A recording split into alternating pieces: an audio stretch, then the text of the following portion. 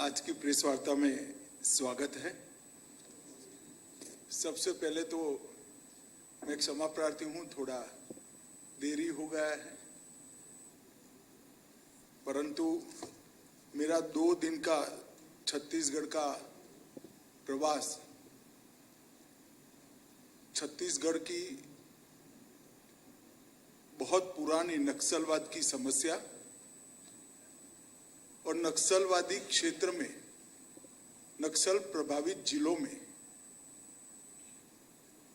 भारत सरकार और छत्तीसगढ़ सरकार की सभी योजना का 100% सैचुरेशन और नक्सल प्रभावित क्षेत्रों में इंफ्रास्ट्रक्चर के जो प्रोजेक्ट है उसकी प्रगति और प्रगति के रास्ते में जो बाधाएं हैं इसको दूर करने के हेतु ये मीटिंग थी।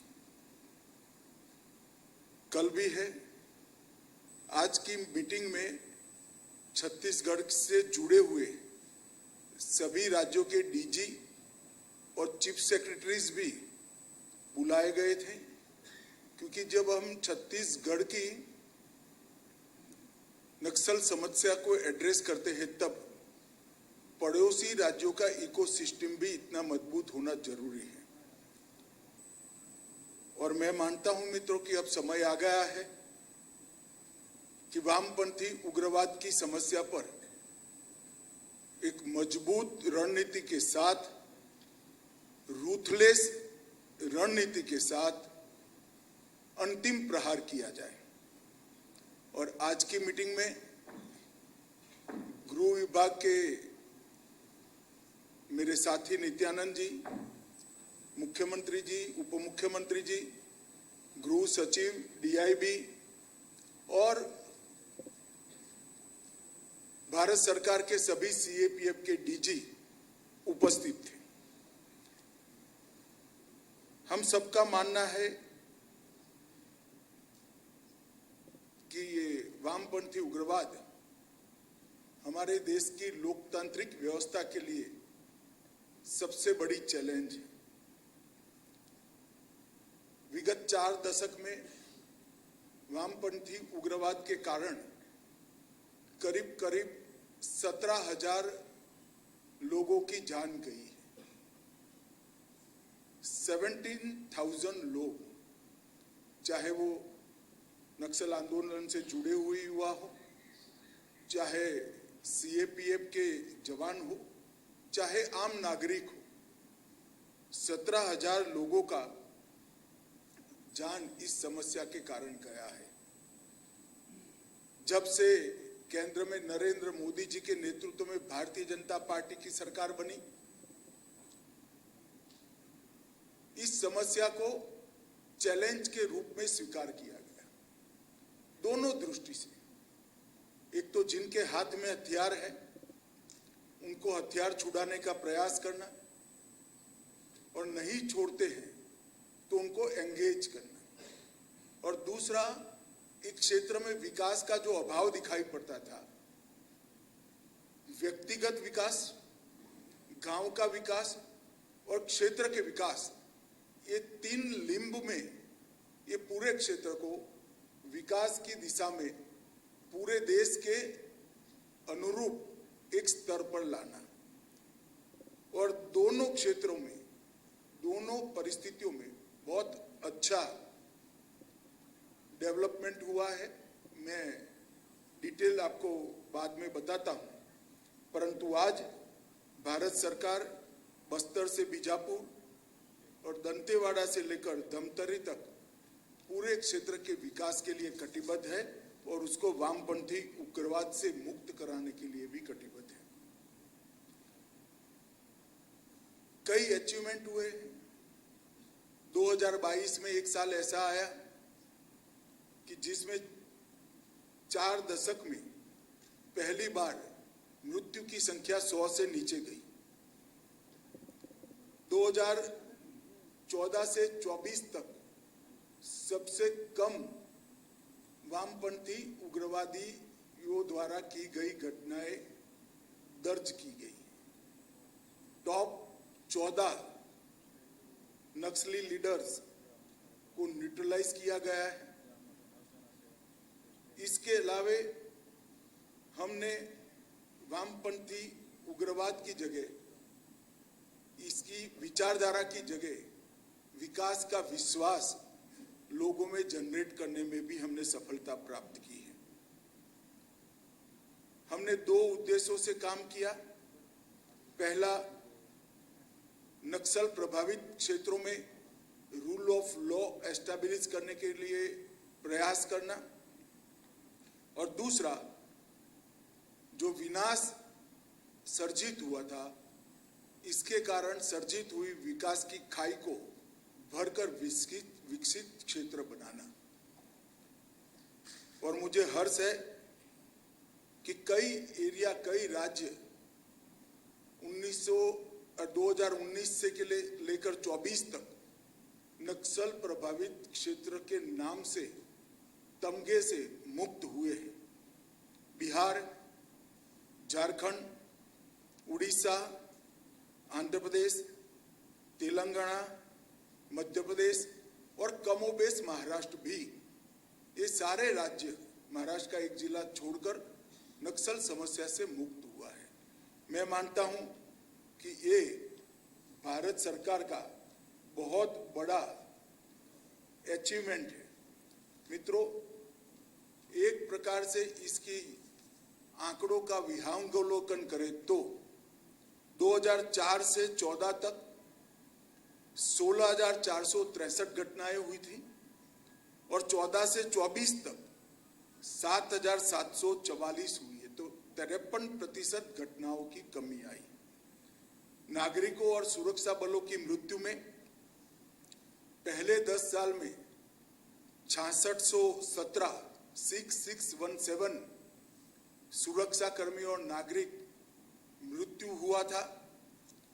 अब उसमें 70% कमी होकर 2004 तक ये आंकड़ा सीमित करने में हमें सफलता मिली है। इसी तरह से सुरक्षा बलों की मृत्यु में 73% की कमी और नागरिकों की मृत्यु में 69% की कमी आई है। मुझे विश्वास है कि हमारी लड़ाई अंतिम चरण में पहुंची है और हम देश को 2026 मार्च तक पूर्णतया नक्सल समस्या से मुक्त कर पाएंगे। मित्रों, हिंसा के रिपोर्ट करने वाले जिले 2010 में 96 थे, 11 जिले नए बने, तो एक प्रकार से 107 जिले थे। उससे कम होकर अब 42 तक सिमट गए हैं। थानों की संख्या 456 थी, 456। 100 थाने नए सृजित हुए, तो 565 में से अब थानों की संख्या 171 तक सीमित हुई है। 2010 के अधिकतम मृत्यु स्तर 1005 से घटकर 2023 में 138 तक सीमित हुआ है। 2019 से अब तक 277 सीएपीएफ के नए कैंप बनाए गए। उस दृष्टि से सिक्योरिटी वैक्यूम को भरने का काम किया गया। एनआईए में एक अलग वर्टिकल में 90 मामले दर्ज किए गए, 64 आरोप पत्र किए गए और वामपंथी उग्रवाद के फाइनेंस की टोटल इकोसिस्टम को इस पर करारा प्रहार करने का काम भारत सरकार की एजेंसियों ने किया है। इसमें ईडी ने भी बहुत बड़ा रोल निभाया है।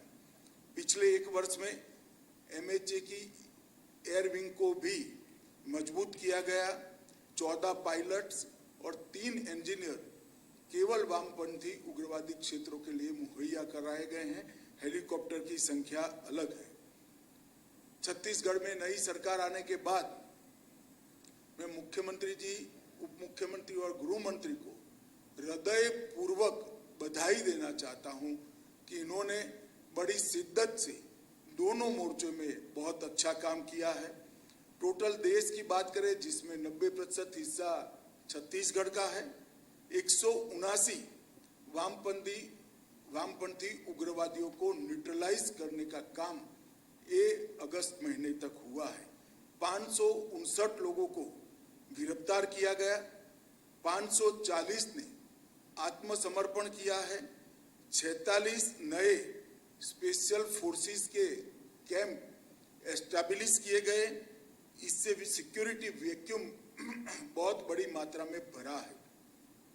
और हिडमा के गांव में हमारा गृह मंत्री जाकर गांव वालों से बात कर कर उनको आधार कार्ड और आयुष्मान भारत का कार्ड देता है तो दिल्ली में बैठकर बहुत संतोष होता है। ये सारे पैरामीटर्स जो मैंने बताए हैं, इस सारे पैरामीटर्स में अब तक के वामपंथी उग्रवादी विचारधारा के खिलाफ लड़ाई में सबसे अच्छा प्रदर्शन अगस्त महीना होने के बावजूद भी इस वर्ष में हम कर पाए हैं। प्रधानमंत्री जी की स्ट्रेटेजी के कारण 4 दशकों के बाद एमपी के चांदा मेटा गांव में पहली बार इस लोकसभा में मताधिकार का प्रयोग हुआ और सुकमा के 6 गांव ऐसे हैं जिसमें पहली बार 4 दशक के बाद आदिवासी भाई बहनों ने मताधिकार का उपयोग किया। मैं मानता हूं कि एक प्रकार से एक सिक्योरिटी फोर्सेस की विजय है, लोकतंत्र की विजय है। आज हमारे सीएपीएफ के जवान वामपंथी उग्रवादियों का सामना करने के साथ साथ विकास के कामों की भी निगरानी कर रहे हैं और 100% सैचुरेशन में सीएपीएफ और छत्तीसगढ़ प्रशासन के डिस्ट्रिक्ट कलेक्टर और एसपी का भी बहुत बड़ा रोल है। भारत सरकार ने पूरे सभी राज्यों के वामपंथी क्षेत्र के इंफ्रास्ट्रक्चर को बढ़ावा कर देने के लिए ढेर सारे काम किए हैं।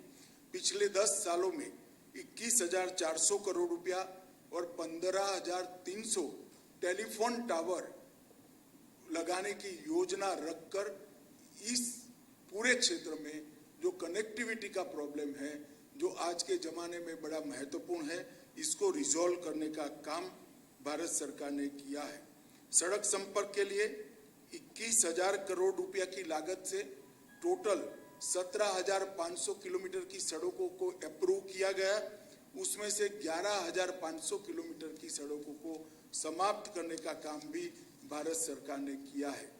फाइनेंशियल इंक्लूजन के लिए 25 सर्वाधिक प्रभावित जिलों में 2,796 2796 बैंक की शाखाएं और 2,061 एटीएम खोले गए। 32,294 बैंकिंग कॉरेस्पोंडेंट को रजिस्टर्ड किया गया और हर 3 किलोमीटर एक डाकघर, ये सूत्र को चरितार्थ करते हुए 4903 नए डाकघर खोले जा चुके हैं। एक प्रकार से इस क्षेत्र में पहली बार बैंक, एटीएम, पोस्ट ऑफिस ये पहुंचना शुरू हुआ है।